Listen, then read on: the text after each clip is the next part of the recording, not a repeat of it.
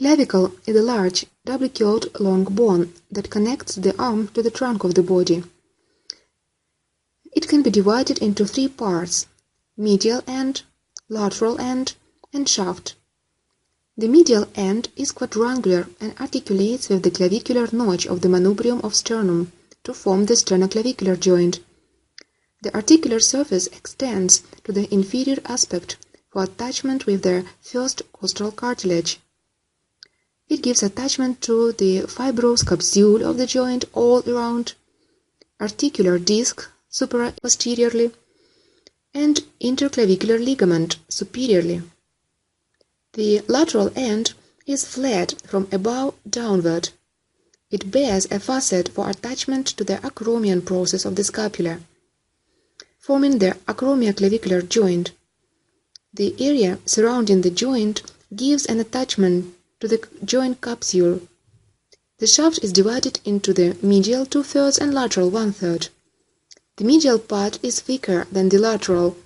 The medial 2/3 of the shaft has 4 surfaces and no borders. The anterior surface is convex forward and gives origin to the pectoralis major.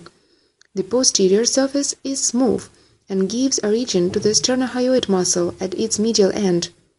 The superior surface is rough at its medial part and gives origin to the sternocleidomastoid muscle.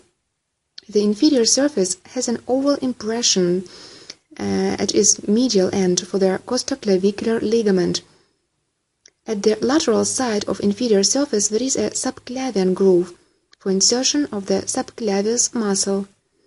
Here it is, the subclavian groove.